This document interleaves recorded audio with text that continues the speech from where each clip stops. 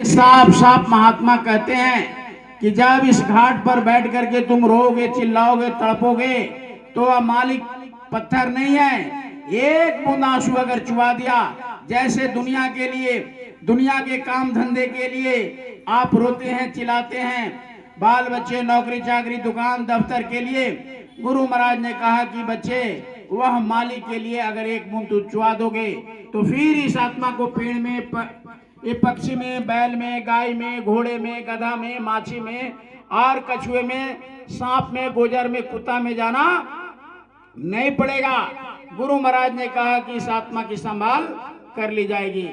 लेकिन जब तुम इस घाट पर नहीं बैठे हुए, इंद्रियों के घाट पर दिन भर लगे रहते हो। अब इंद्रिय के घाट कौन कौन है? एक कान के घाट, आंख के घाट, नाक के घाट, ये सब क्या है?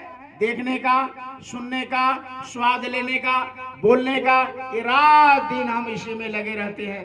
कान से सुनने का, आंख से देखने के लिए, मुंह से स्वाद लेने के लिए, स्पर्श करने के लिए, ये हम रात दिन प्रेमियों लगे रहते हैं। गुरु महाराज ने कहा कि तुम इसको बंद करो और दोनों आंखों के मध्य भाग में जहां आत्मा बैठी है, जहां माताएं विंध्या करती है, भाई लोग चंदन करते हैं, प्रेमियों, बस थोड़ा सा यही इकट्ठे होकर के जब दुनिया के काम धंधे से जब घर में आ जाओ, शाम को सारे काम धंधे छोड़ करके थोड़ा उस मालिक को याद कर लिया, फिर अपना रोटी खाए, आए गए, बाल बच्चे की सेवा किए और सो गए। गुरु महाराज ने कहा कि सोते सोते तुम्हारी नींद नहीं आती है, उस वक्त भी तुम ध्यान लगा करके सो जाओ, नहीं तो कान में उंगली डाल करके सो जाओ, तो धीरे धीरे धीरे धीरे धीरे आवाज पकड़ में आ जाएगी। और जैसे प्रेमियों आवाज पकड़ में आएगा कि वो भजन से, भजन कहते हैं जिसको भजा न जा सके, सुनने का नाम भजन। गुरु महाराज ने कहा कि देखने का नाम ध्यान। तो सुनने का नाम भजन है, गाने का, बजाने का नाम भजन नहीं है। कबीर साहब ने इतना समझाए कि सुनने का नाम भजन है, लेकिन उनके प्रेमियों को देखिए, ढाल, ये हारमोनियम ताल पर अब भजन गाने लगे, अब वो सुनाई देगा। तो प्रेमियों, जब महात्मा चले जाते हैं तो दुनिया भटक जाती है। अब उसमें जैसे कीर्तन हो रहा है, अष्टजाम हो रहा है, ये भी राम नाम जगाए महापुरुषों ने, साहब नाम जगाए महापुरुषों ने, खुदा नाम जगाए महापुरुषों ने, कृष्ण नाम जगाए महापुरुषों ने, गिरधर गोपाल नाम जगाए महापुरुषों ने, गॉड नाम जगाए महापुरुषों ने। लेकिन उस नाम का क्या हो रहा है? आज अष्टजाम हो रहा है, कीर्तन हो रहा है, धुन हो रहा है। अब वो महापुरुषों ने इतना मेहनत करके नाम को जगाए और उसको अब ये मुख से जप, इस मुख से जपने से कोई फायदा नहीं होता है। बड़ा नाम दो तरह के होते हैं प्रेमियों, एक नाम होता है वर्णात्मक, एक नाम होता है धुनात्मक। धुनात्मक कहते हैं जो जिह्वा न हिले, आवाज ना निकले, वाणी ना निकले, मुंह हिले नहीं, अंदर ही अंदर अजपा जाप बोलते हैं, श्वासों के श्वास पर उसको जपते हैं, उसको महापुरुषों ने कहा धुनात्मक नाम। वर्णात्मक नाम क्या है? जो जीवा से लिया जाता है, जो बोल कर लिया जाता है, जैसे राम है, कृष्ण है, जैसे गुरु महाराज ने जय गुरुदेव नाम को सिद्ध किया, ये वर्णात्मक नाम है। इस नाम से यानी बाहर के जीवों को जगाया जाता है, बाहर से हम सिमटाव करते हैं, बाहरी दया लेते हैं, लेकिन आंतरिक दया जब अंदर से सिमट जाते हैं तो अंदर में वो नाम जब जुड़ता है, तब ब्रह्मानंद जी महाराज ने क्या कहा? बीन बजाए निस्तिन बाजे, घंटा संग नगारी रे, अब बहरा सुन सुनी मस्त होते, देखे सुधी पिसारी रे, अचरा देखा भारी साधो, अचरा देखा भारी रे, बीन भूमि का महल बना है, तामे ज्योति अपारी रे, अंधा देखी देखी सुख पावे, बात बतावे सारी रे, अचरज देखा भारी साधु, अचरज देखा भारी रे। कहा कि इतना बड़ा अचरज है, जब बाहर से आप अंतर्मुखी हो जाएंगे तो अंदर में वो जलवा दिखता है कि कोई मिट्टी नहीं है, कोई धरती नहीं है, लेकिन इतना अजब रंग का बंगला बना हुआ है, अजब रंग का महल बना है उस मालिक का, प्रभु का, परमात्मा का, ऐसे ऐसे मंडलों का यानी रचना है कि रामायण में कहा कि लोग एक के का, कहा कि एक से एक लोग अंदर में। गोस्वामी जी महाराज ने जब गए तो उन्होंने देखा, तो ब्रह्मानंद जी महाराज ने कहा कि भूमि के बिना महल बना है और देखता कौन है? अंधा देखता है। उसी तरह का है कि बीन बजाए निस्दिन बजता। वहां कोई बजाने वाला नहीं है। इस दुनिया में अगर कोई नई चीज बजाया जाए, कोई चीज को चालू ना किया जाए, मशीन हो या कोई आवाज ना किया जाए तो नहीं। लेकिन मालिक के दरबार में हमेशा अखंड उन्हीं के मुख से बाजे अखंड बज रहे हैं। जब हम बाहर से सिमट करके अंदर चलेंगे प्रेमियों, तब जा करके वो समझ में आएगा, नहीं तो बिना उसको समझे नहीं आ सकता। इसलिए गुरु महाराज ने कहा कि ये मानव शरीर बहुत बेशकीमती है। गुरु महाराज ने तो क्या कहा इस शरीर को एक लाइन में, प्रेमी सब जानते हैं। हाँ जुगल भाई बताइए क्या कहा गुरु महाराज ने एक लाइन में? हाँ नहीं, उनसे पूछ रहे हैं। मूल बात के गुरु महाराज का हम लोग चर्चा करेंगे।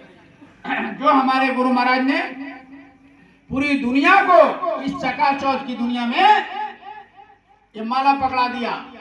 इतने लोग संसार में फंसे थे, शराब में, कबाब में, ये खाने में, पीने में, सोने में, देखने में। उसको गुरु महाराज ने एक आवाज पर यानी माला पकड़ा दिया और कहा कि बेटा सुबह शाम इसको याद करना, सुबह सुबह उस माली को और शाम को उस माली को।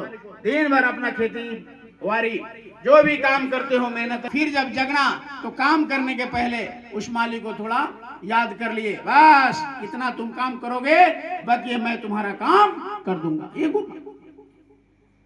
तो बस इतनी सी याद रखना है कि सुबह शाम हमको गुरु महाराज के आदेश को पालन करना है। सुबह शाम ये मतलब माला छूटे नहीं। बहुत लोग का माला खूटी पर चले जाते, क्यों?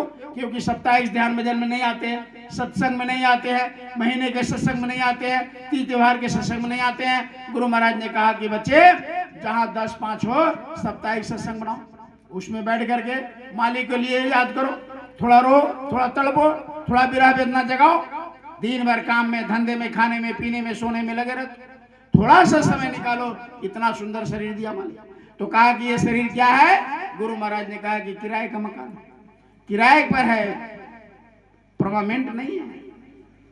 जैसे अपने घर बना लेते हैं लोग, आराम से रहते हैं, लेकिन किराए का मकान में रहते हैं, हर महीने पैसा भी देना होता है। और जैसे समय पूरा होता है, मकान मालिक आते हैं और कहते हैं कि बच्चे ये भाई आपने हमारा मकान लिया था किराए पर 2-4 साल, 5 साल, 10 साल, 20 साल के लिए, समय पूरा हो गया, अब हमारा मकान दे दीजिए।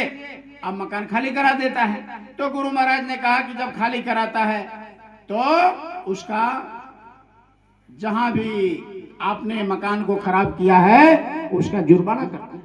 उसी तरह से गुरु महाराज ने कहा कि ये 9 महीने माँ के पेट में ये मनुष्य शरीर को बनाते रहा परमात्मा ने अपनी इंजीनियरिंग से, और एक किराए का मकान बाहर किया।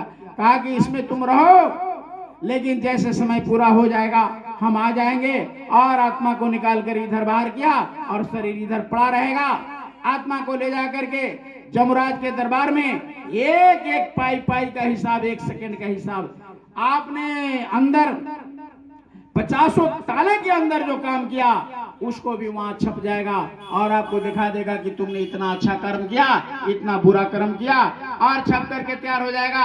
ऐसे बटन दबा जाएगा, फिर वो निकल जाएगा कि इसको बैल जोनी में, कीड़े में, जोड़ी में, यानी मक्खी में, पेड़ में, पौधे में, शुगर में, हाथी में, गधे में, ऊंट में, माछी में, कछुए में, इसको ले जा करके बंद करो, डालो। तो ऐसे हिसाब कर देंगे और ले जाकर के 4 खान 84 लाख जूनियों में डाल करके फिर वहां प्रेमियों कोई बचाने वाला नहीं होगा। गुरु महाराज ने कहा कि जब तुम घाट पर बैठे रहोगे तो मैं वहीं आ जाऊंगा और जमदूत से लड़ जाऊंगा कि ये मेरे आदेश का पालन किया है, ये शाकाहार का प्रचार किया है, ये मेरे आदेश पर सुबह शाम इस घाट पर बैठा है, और वहां से मैं चिट्ठा को कर्मों का फाड़ दूंगा और फिर तुम्हारे नरक और स्वर्ग में जाना नहीं पड़ेगा और इस आत्मा को कल्याण कर दूंगा। कब? जब गुरु महाराज ने कहा कि मेरे वचन के पालन करोगे तब। तो इस तरह से जो अपने गुरु के वचन का पालन किया, प्रेमी इतिहास है, पलटू साहब, भीखा साहब, दरिया साहब, सावन सिंह, ये जयमल सिंह महाराज, ऐसे बहुत महात्मा, धर्मदास, बहुत लोग भक्ति किया इसी कलयुग में, और उन्होंने प्रमाण बताया कि अपने गुरु के एक वचन पर कुर्बान होने के लिए तैयार रहा और जीते जी उस मालिक को प्राप्त। ठीक उसी तरह से गुरु महाराज ने कहा कि बच्चे, पहले के महात्मा इतना परीक्षा लेते थे, अब कलयुग के महात्मा परीक्षा नहीं लेते, नहीं तो एक भी पास नहीं करोगे आप। ये कलयुग के भगत। इसलिए तुम घर में रहो, परिवार में रहो, तुम्हारी कोई परीक्षा नहीं, लेकिन सुबह शाम याद करना, क्योंकि किराए पे है, पता नहीं मकान मालिक कब आकर लेकर जाए। तो गुरु महाराज ने कहा कि जब उनके आने का समय हो उसके पहले तुम अपने इस किराए का मकान से काम कर लो, और जब वो आवाज लगावे मकान दे दो। ठीक है, मैं अपना काम कर लिया हूं इस मकान से, अब तुम ले जाओ। क्योंकि आत्मा जब जग जाएगी तो शरीर को ऐसे छोड़ देंगे और आत्मा जाकर के अपने लोक में, जहां से आई है अमर लोक सतलोक से, हमेशा हमेशा के लिए फिर से जन्मना और अभी गाय नहीं है, फिर जन्मना और मरना पड़ेगा, काया कुटी खाली करना पड़ेगा। जब एक बार उस मालिक को हम प्राप्त कर लेंगे, फिर हमको जन्म न मरने की, न बैल में, न बकरी में, न कीड़े में, न मकोड़े में, न सांप में, न गुजर में, न कुत्ता में, न हाथी में, न बिल्ली में कहीं आने की जरूरत नहीं पड़ेगी। न किसी के बाप, न किसी के पत्नी, न पति, न बहू, न पति, ये बनकर आना नहीं पड़ेगा। इसलिए प्रेमियों, गुरु महाराज ने कहा कि इस किराए के मकान में जब तक परमात्मा ने इस आत्मा को रखा है, काम कर लीजिए आप, नहीं तो चिड़ै उड़ गया फुर्सी, फिर ये पिंजड़ा ऐसे ही पड़ा रह जाएगा और उस आत्मा को इतना दंड दिया जाएगा। अब बताइए।